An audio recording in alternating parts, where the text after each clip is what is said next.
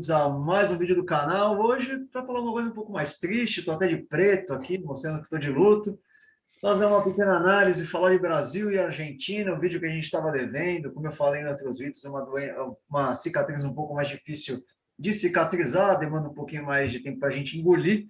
Mas para me ajudar aqui nessa discussão, para falar um pouco mais da parte tática, entender um pouco melhor o que aconteceu no jogo, está aqui meu companheiro, meu colega, Matheus Gil. Meu querido, prazer tê-lo aqui de novo no canal. Se apresenta para a galera, já começa a se apresentar para a gente começar a discussão de hoje. Prazer é todo meu querido. Sempre uma honra comparecer. Sou Matheus Gil, né? Nos conhecemos aí de outras áreas e, enfim, vamos adentrar aos conceitos aí desse jogo que foi triste no final e foi um pouco triste de ver também. Foi ruim, Mas tudo quanto é jeito. nossa, saiu tudo errado para nós, né? Para os brasileiros. Mas, cara, vamos lá. Eu passei aqui rapidamente por alguns aspectos que eu identifiquei, assim, de assistir o jogo mesmo. Não foi nenhuma uma revisão mais criteriosa. Então, vai ser uma coisa bem simples, até para a gente não perder o foco aqui, que é a gente falar de uma maneira descontraída e tudo mais. Maravilha. Cara, Mano, antes da gente começar a discussão, eu vou pedir para o Greg soltar a vinheta para nós. Greg, solta aí para nós. Maravilha, Greg. Obrigadão. Cara, vamos lá começar a discussão. Antes disso, fazer aqui o convite que a gente sempre faz aqui no canal, né? Se inscreve aí no canal, toca a sineta da notificação, dá like, dislike, compartilha, segue a gente nas redes sociais. Mano, espalha a palavra do esquema tático aí, vamos fazer bombar. Tá na dúvida qual é o esquema tático? Procura esse login aqui, ó. Esse aqui é o logo do esquema tático, the one and only. Mas vamos lá, feito o convite para vocês se inscreverem aí. Meu querido, o que que a gente pode falar dessa partida? Que conceitos você traria para a gente a partir dessa leitura que você estava comentando no início? Que a gente já comentou que deu tudo errado para o Brasil, deu tudo certo para os caras. O que que dá para a gente falar a respeito de Brasil e Argentina? cara, no meu entendimento, basicamente o Brasil, bom, perdeu o jogo no meio de campo, né? Claramente a gente viu que o Depou acabou por ser o destaque maior do jogo, apesar do Di Maria ter ganhado o prêmio, mas a gente sabe que foi o Depou que fez a diferença. E aí que eu trago alguns pontos, até de outros times do Tite, né?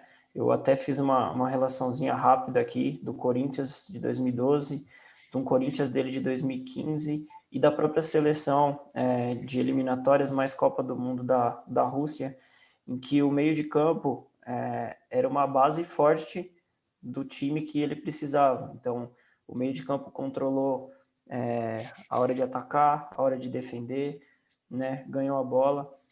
A gente pode aqui citar rapidamente, sei lá, o Casemiro, que não jogou contra a Bélgica e fez uma falta muito grande.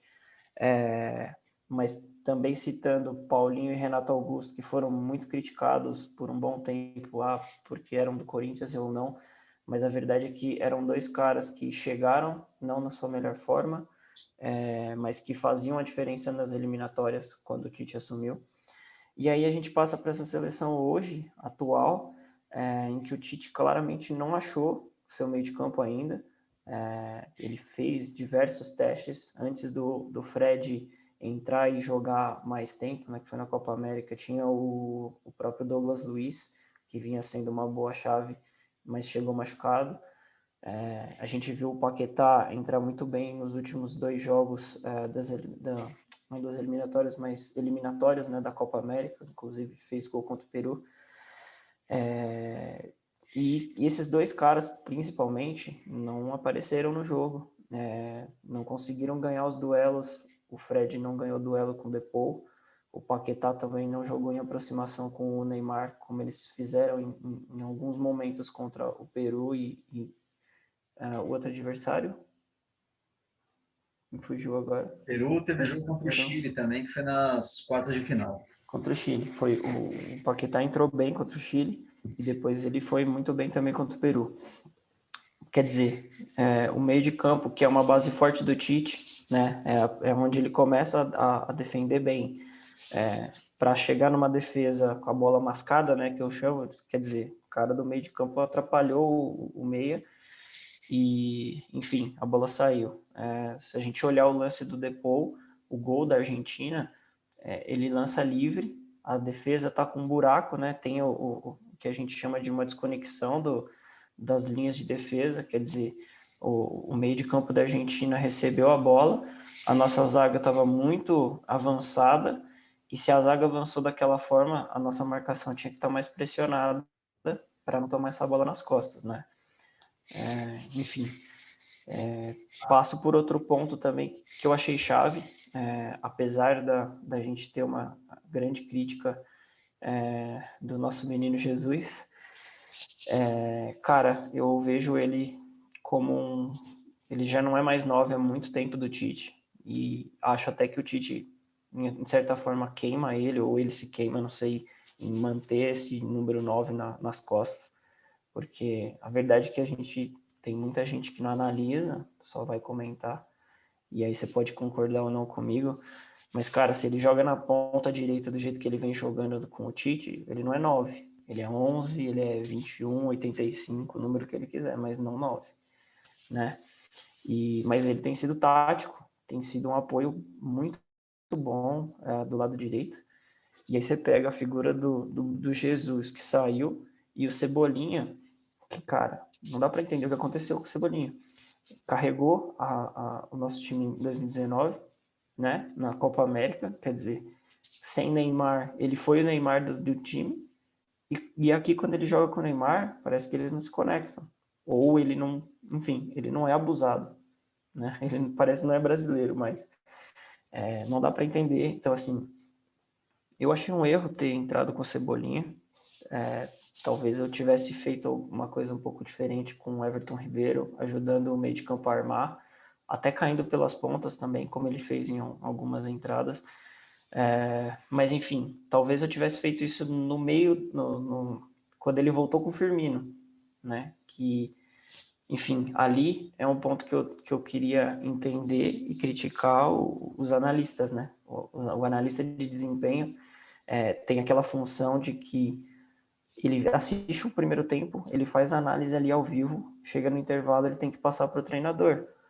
Professor, tá aqui, ó, tem um buraco no meio, a gente não tá ganhando, o Fred não tá ganhando os duelos, o Paquetá não tá ganhando os duelos, enfim, precisamos ir para cima, sim, mas se a gente não ganhar o meio, não adianta. Quer dizer, aí ele voltou com o Firmino pelo Fred, que tomou um cartão, ok, mas, assim, ele tinha Douglas Luiz, ele tinha o Everton Ribeiro, ele podia fazer o Paquetá como segundo volante e adiantar o Everton Ribeiro de repente. Enfim, eu não gostei dessa substituição, apesar dele ter testado em outros jogos, ter feito os 4 homens de frente mais ofensivos ali, com Neymar e Firmino flutuando, mas não foi a melhor substituição. Quer dizer, poderia ter sido, claro, né? O Brasil poderia ter pressionado e feito, mas ficou sem criação, né? Enfim, são aspectos, né? Como eu disse, passei pelo Cebolinha, não sei se chega a ser uma crítica, mas o Tite, eu gosto do trabalho do Tite, para ser sincero, apesar de todo esse futebol mais feio, esse futebol mais de resultado que ele traz. No final das contas, é isso que o torcedor brasileiro cobra, quer dizer, com esse futebol feio, se ele virar campeão do mundo, ele vai ser adorado, enfim, né? Mas ele tem defeitos, que são a insistência com jogadores que, enfim, em algum momento estiveram bem, mas não tão bem. Por exemplo, eu vou jogar um aqui na roda, que é o Firmino e que é o próprio Everton. O Firmino não foi bem no Liverpool na temporada. O Everton não foi bem no Benfica na temporada. Mas é o que ele chama de jogador de confiança. E não sei, né? A gente não está aqui para debater o que rola, quais são os critérios de convocação dele. mas no nosso entender, eu até acho que você vai pensar o mesmo. Leva-se quem está melhor e quem se encaixa de uma maneira boa no seu time. Então, ó, eu quero montar o time dessa forma, tô levando. Ah, mas fulano de tal é melhor. Tá tudo bem, mas a função que eu quero é diferente. Tem que ser levado em consideração, né? Mas, enfim, foram alguns pontos aí simples que eu vi. Eu penso em sugestões para o Tite mudar um pouco a forma do Brasil jogar, o esquema, talvez.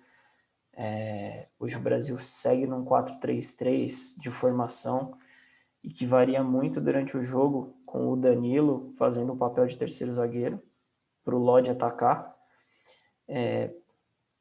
Eu gosto da ideia, mas talvez eu já fizesse 3 zagueiros, porque afinal de contas você pega, é um exemplo, claro, mas você pega o Lodge desprevenido, numa função que não é a melhor dele, que é a marcação.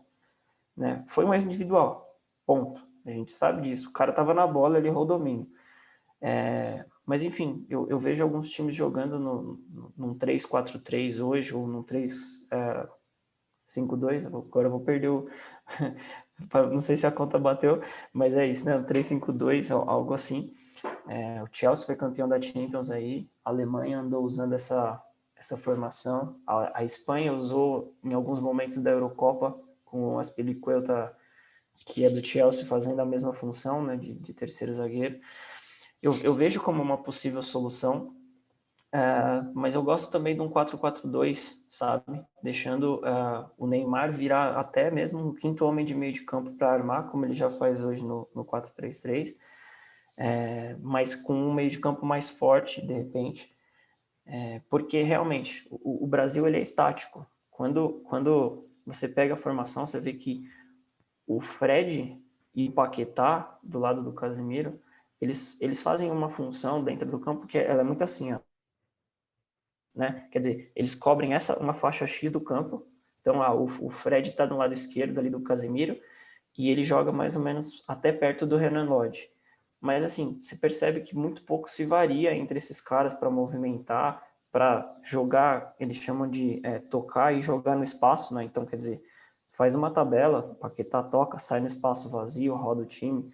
Eu vejo um time muito estático e talvez seja o 4-3-3.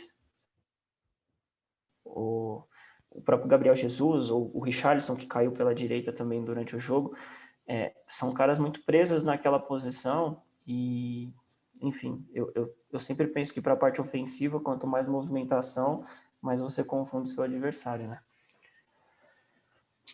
Cara, sem dúvida, eu acho que o ponto principal que explica muito dessa derrota é justamente o meio-campo, né? A gente até discutiu em off em alguns momentos. O Brasil terminou o jogo com um jogador no meio. Isso não existe em momento algum, não é porque você está perdendo de 10-0 que você vai desfigurar o seu meio-campo para jogar cinco caras no ataque esperando que vai dar resultado. Você precisa de uma É, ligação. e além de tudo, se você pega, por exemplo, aquela questão que eu falei do Firmino, quando ele entrou com o Firmino, foi compreensível porque ele queria um cara de meio. E eu acho que realmente o Firmino faz uma participação muito boa no meio de campo, mas ele é muito bom no meio de campo quando ele faz um falso 9, não quando ele é o 10 armador, que é mais ou menos o que ele tenta ali.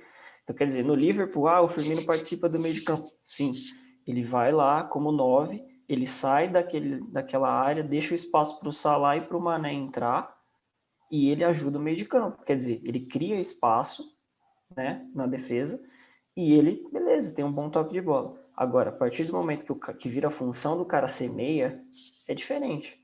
E aí ele tinha o Everton Ribeiro, que vinha bem, né, por exemplo.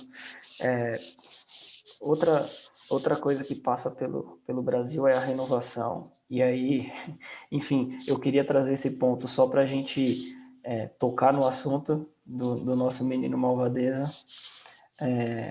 Cara, o Vini Júnior, assim, questiona-se ou não a presença dele na seleção brasileira. Eu acho que ele é um cara abusado, vai para cima e, enfim, a gente realmente precisa de alguns jogadores assim. Ele tem o que melhorar, é novo e tudo mais.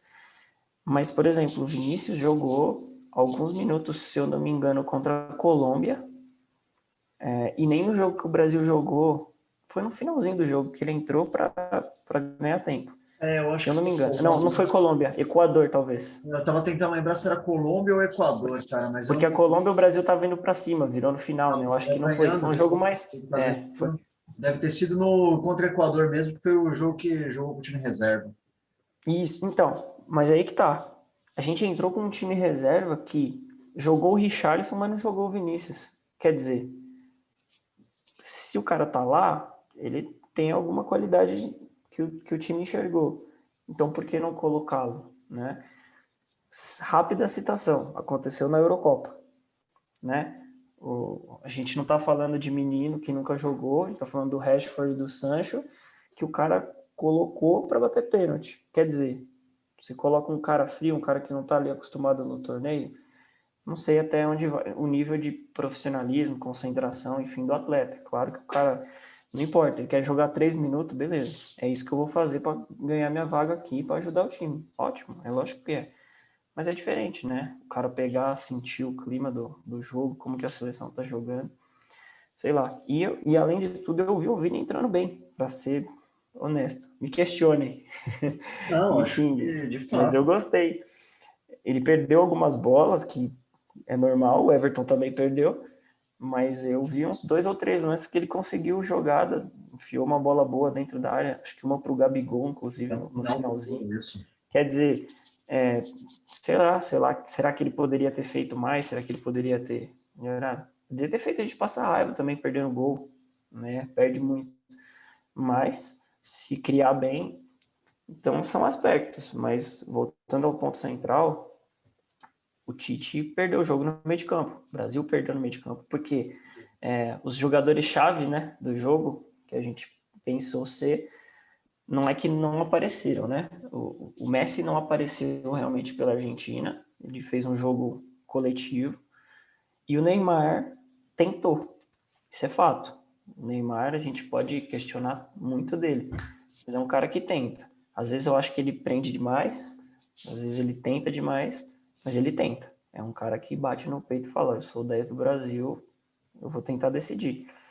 E faltou ajuda, né? Como eu falei. O Paquetá, que depois do jogo contra o Peru, aquela tabela bonita que eles fizeram de letra e tal, virou o parceiro do Neymar, né? Assim, a gente tá tão sentido de ídolos, talvez, de coisa que o Paquetá virou o parceiro.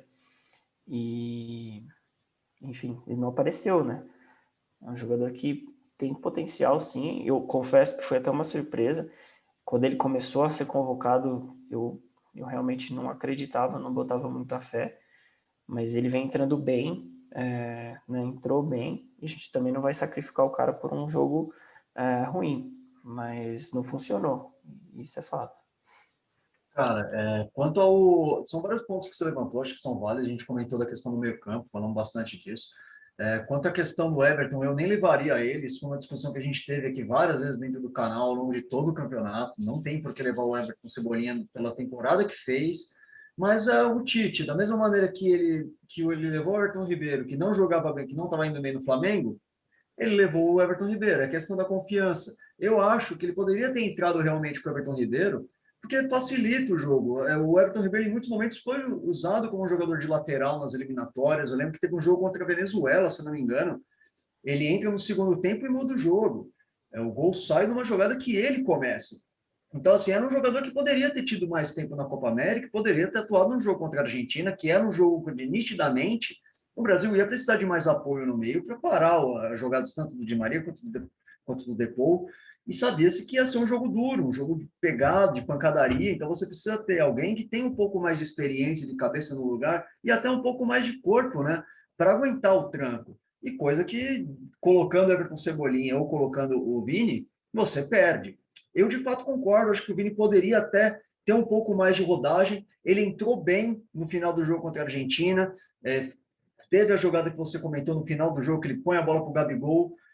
Poderia ter feito mais, mas ainda assim é um cara que não me passa tanta confiança para a seleção. Não estou falando para não convocar, acho que tem que ser testado sim. O futuro do Brasil passa muito por ele, eu tenho isso muito claro para mim. Mas talvez numa final eu não confiaria nele, eu preferia colocar um Everton Ribeiro da vida. E assim, falando um pouco da Argentina, os caras fizeram o que se proporam, o que se foi proposto fazer. Vieram para o jogo para achar uma bola e segurar na pancadaria. Fizeram. Você vai discutir se é devido, se não é devido, cara, os caras ganhou, é isso que importa. Quer Agora, dizer, fica é aí isso. a lição aprendida, né? De fato. É, o que você falou era um outro ponto que eu pensei em tocar também. Quer dizer, o Brasil tem uma dificuldade grande para jogar contra, sei lá, praticamente todos os seus adversários que se defendem de médio para baixo bloco, né?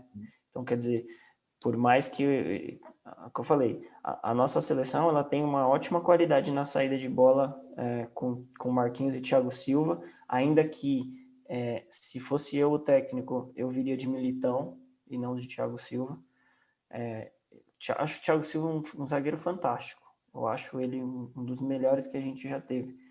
Mas eu viria de Militão. O cara terminou a temporada muito em alta no Real. Velocidade para matar contra-ataque, por exemplo, que poderia acontecer no jogo. Mas, enfim, até aí escolhas, a gente se perderia um pouco de qualidade na saída.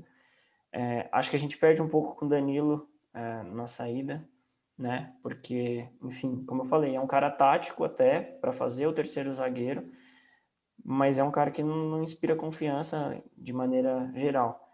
Mas, assim, também vou fazer um paralelo.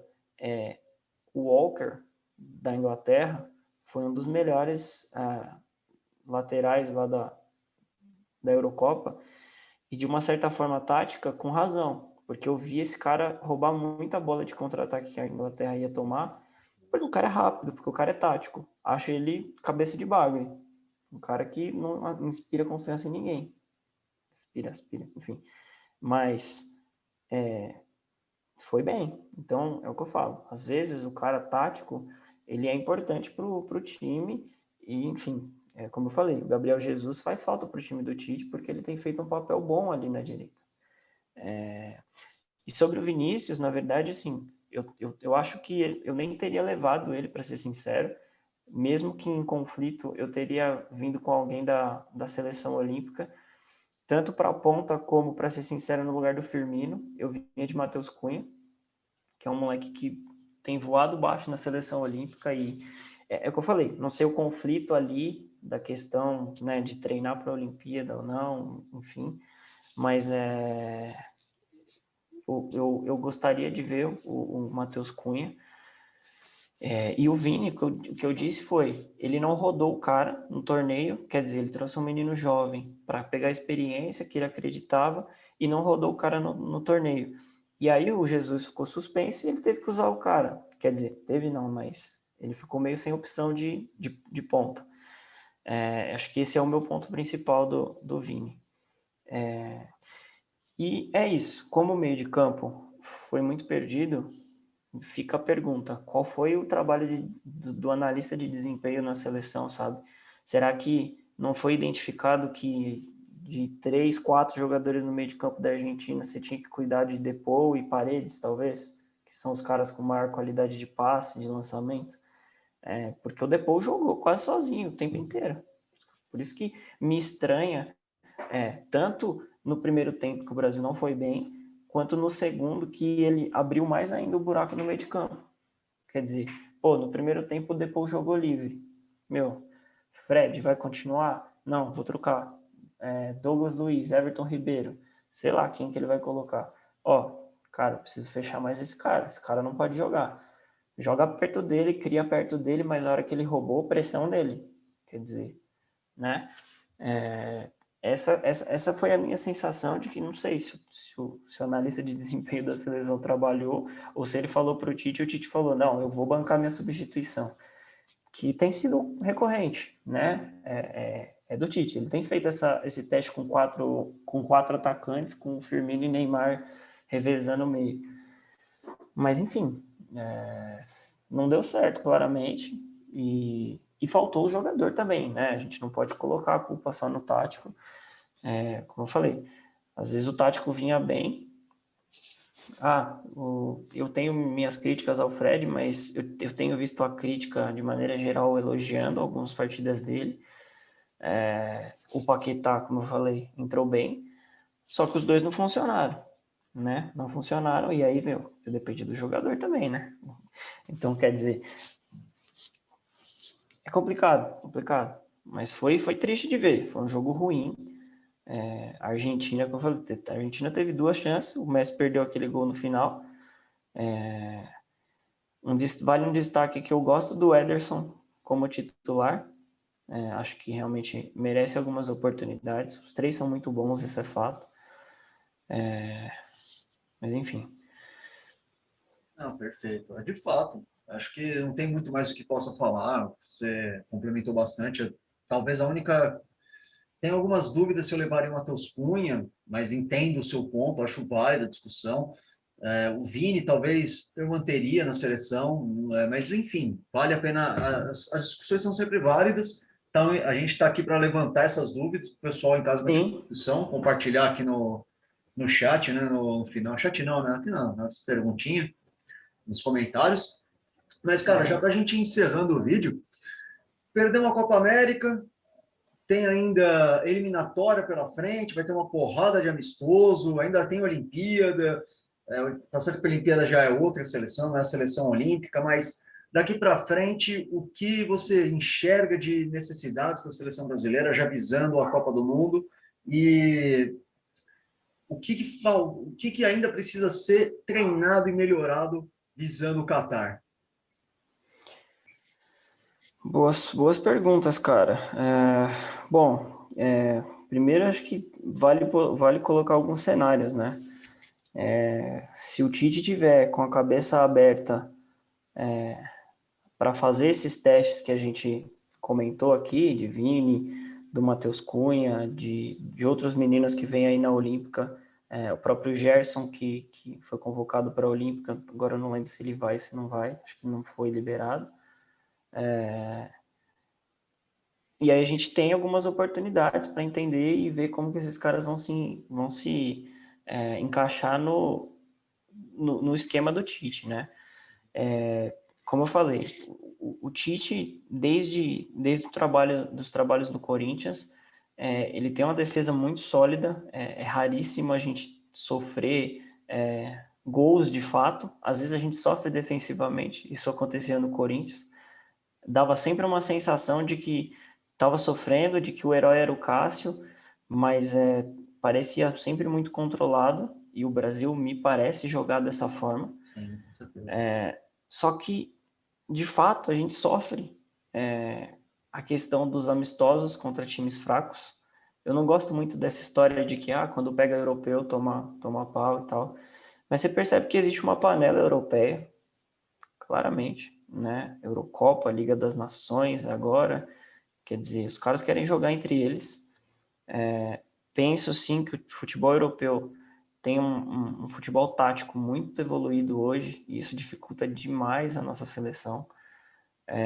Mas, mais uma vez, se o Brasil não fortalecer o meio de campo, seja com 3 ou 4 homens no meio, acho que vai ficar difícil, mesmo com todo o brilho do Neymar. A não ser que ele mude a estratégia e liga o modo Carille, que eu brinco, né? Se ele jogar defensivamente para puxar contra-ataque, de repente com o Neymar, com o Richarlison, que ele vem usando muito hoje, o próprio Gabriel Jesus, que parece ser da confiança do Tite. Quer dizer, se você jogar em contra-ataque, de repente com esses caras, pode até dar certo, né? Mas não acho provável, porque as outras seleções, seja ela enorme como Itália, como França da vida, Bélgica, tipo, a geração de ouro da Bélgica, cara, a geração de ouro da Bélgica vem para jogar fechadinho, jogou assim com o Brasil, jogou assim com a Itália, agora na Eurocopa, quer dizer, um time cheio de talentos, mas que, apesar de talento, pesa a camisa. E a camisa da seleção brasileira pesa muito. Os caras jogam na defesa. O Brasil tem dificuldade para isso. Precisa de um meia no estilo Paquetá, no estilo até Coutinho da Copa, se for o Coutinho da Copa, né? Porque caiu muito. Mas esse cara de infiltração é muito importante. O Paquetá ganha muito ponto por isso. Ele tem um estilo parecido com o do Renato Augusto, que o Tite confia. Veja bem, estou falando da cabeça do Tite, tá? Mas, enfim, ele precisa desse cara de infiltração, ou seja, foi o Renato na época do Tite, era o Paulinho. Precisa de um cara mais forte no meio. E eu vou ser muito sincero, eu tenho dificuldade de enxergar quem pode ser esse cara, tá? Eu não sei se o Coutinho vai voltar, porque eu não gosto do Coutinho como meia de marcação que ele tem que fazer. Até hoje eu culpo o Coutinho um pouco pelo gol da Bélgica. Para mim, ele tá correndo. Tipo assim, não tô falando que a culpa é dele, mas vamos supor, ele é o terceiro meio campo. Dá para ver no gol da Bélgica que o De Bruyne tá se preparando para chutar e ele tá aqui trotando como se nada tivesse acontecendo. Quer dizer, não é um cara de marcação, né? É difícil. Mas enfim, eu vejo pouca alternativa. O Brasil tem uma carência aí de meio de campo, meio de campo armador, tá? Até temos alguns bons volantes, tem Bruno Guimarães, Douglas Luiz eu gosto, tem o menino que estava fazendo trabalho na Olímpica, que é o Wendel. Eu não sei por que ele não foi convocado agora para a Olímpica, ele estava no torneio de Toulouse e tal, mas eu não vi ele, mas ele é um bom jogador, não sei se é para a seleção brasileira, assim como comento com meu pai bastante, falo, cara, o Fred é um bom jogador, eu gosto dele, mas eu não vejo ele para a seleção. Quer dizer, escolhas, né? Mas eu acho um bom jogador, sim, porém, eu não levaria para a seleção. Não acho que é meu 8 da seleção, sabe? Com certeza. Mas é difícil. Eu vou ficar meio em cima do muro nessa, porque realmente é uma pedida complexa aí. Tem que avaliar bem alguns jogadores que a gente tem. Mas tem que ser da nova geração, cara. Não vai ter jeito. Não, isso de fato. Acho que falta para o Brasil um meio armador, um 10. O Brasil não tem esse 10 desde, sei lá, 2013, 2014. Se bem que naquela época já era difícil achar um cara que fizesse essa função, né? Mas, enfim, de fato, o principal déficit do Brasil é ter alguém que ajude a armar, alguém que ajude o Neymar a fazer as jogadas, porque claramente deixar tudo para o Neymar armar e o Neymar finalizar não vai dar certo, a gente não vai ganhar a Copa assim. Hoje, desculpa te cortar, hoje falta até um centroavante, né? De Não, confiança. sim, alguém que Quer empurra a dizer, bola pro gol, né? Que é o que hum, faltou. Teve um lance só que o mas Brasil empurrou pro gol que estava impedido. Mas não só isso, né? Que faça uma tabela, cara. Porque você vê o Neymar, a impressão que eu tenho é que, às vezes, quando ele solta a bola, se o cara não devolve para ele, ou se o cara perde a bola, ou devolve mal, sei lá, parece que ele perde a confiança no cara. Aí ele fala, meu, quer saber? Vou tentar levar todo mundo. Então, assim, falta esse cara também, né? Para dar essa força, tipo assim, ó, vou dar nesse cara e vou receber sozinho. Eu sou o Neymar, quando eu receber ali no humano, já era, Que era o que né? o Jesus fazia na eliminatória, né? Jesus fez muito bem na eliminatória, cara. Realmente não dá para entender como isso mudou e a partir de que momento que o Jesus virou um atacante de defesa, tipo assim, um cara que mais marca do que tá lá para fazer gol. É impressionante. Ele voou na eliminatória. Pois é, infelizmente as coisas mudam muito rápido no futebol. A gente torce para que Jesus volte, né, a ser o 9 da seleção. A gente torce que Jesus volte. Isso a gente está torcendo muito. Ficou um pouco engraçado. Mas Não, sim, é isso. que seja o Jesus, que seja o Gabigol. Cara, torço muito para eu queimar minha língua com o Gabigol, porque realmente eu falei bem mal dele. Achei que ele estava voando no Flamengo, porque é um time muito superior aos brasileiros. Mas talento ele tem, de repente ele convence, né? Pode ser hoje o meu preferido não, o meu preferido Matheus Cunha. Pode ser o Pedro, que eu gosto muito do Flamengo também. Uhum. Aquele menino é centroavantão, as Clássico. antigas, mas é muito bom, muita qualidade para fazer gol. Só tem que achar e tem que testar, né? Tem que trazer o cara e botar para jogar. Não adianta trazer ele para deixar no banco. Tipo assim, ó, vou te levar, tá convocado. Mas quem vai jogar é o Firmino. Cara, a gente já viu o Firmino, a gente sabe. O Tite já sabe, entendeu? Quer dizer, Esse é um dos principais pontos que a gente comentou, né, aqui no vídeo. Faltou testagem, faltou rodagem para os meninos, e é isso que passa muito por aí, né? Entender onde é que eu posso jogar esses jogadores, como é que eu posso usar eles e se eles servem. Muda, né? Muda, né? Varia, faz alguma coisa diferente para a gente entender. Que seja para tomar uma goleada em algum jogo que não deu certo, mas muda. O cara vai falar, ó, tudo bem, tentei, não deu certo, vou voltar. Certo. Exato. É difícil. A seleção tá passando por um período complicado aí. Tá na hora de nascer um Neymarzinho, mais um aí, né? Um Neymarzinho não, um Rivaldo pro Neymar. Que, infelizmente, cara, eu sou de 93, já passou minha época, né? Se não, quem sabe, né? Daria até um tempinho aí de cavar uma vaguinha de 10 ali. De 9 eu não sei, mas um 8 ali no lugar do Fred eu ia. É que meu joelho não ajudou. Faltou aquele 1%, né? Faltou aquele 1%, faltou uns 30%, vai. Mas dá para fazer o que alguns jogadores fazem aí hoje no futebol brasileiro, principalmente, cara. Chama eu. Rapaz. Eu não vou nem citar nomes para não parecer ofensivo, mas a gente sabe. Se eu for começar a falar só do meu time aqui, eu já tenho uns 6 que eu poderia jogar no lugar tranquilo, tranquilo. Ia render mais esse pai, hein? Não tenho dúvida. Rende sim. Mas é isso, meu querido. Sempre muito bom a resenha. Acho que valeu muito a pena a discussão, levantamos pontos bastante importantes aqui, vale ficar de olho. E, cara, terminando o vídeo aqui, alguma consideração final? A gente sempre abre esses últimos comentários. Tem alguma última coisa que eu gostaria de acrescentar no que já foi falado? Acrescentar só que seguimos nos estudos aí, melhorando análises e afins. Então, para os próximos, para quem chegou até o final, parabéns, obrigado. E para os próximos caras aí, vamos trazer mais informações, coisas mais complexas aí para quem se interessa. Sempre bom, né? Tem uma galera que gosta bastante de uma coisa mais ilustrativa, etc. Termos mais técnicos também.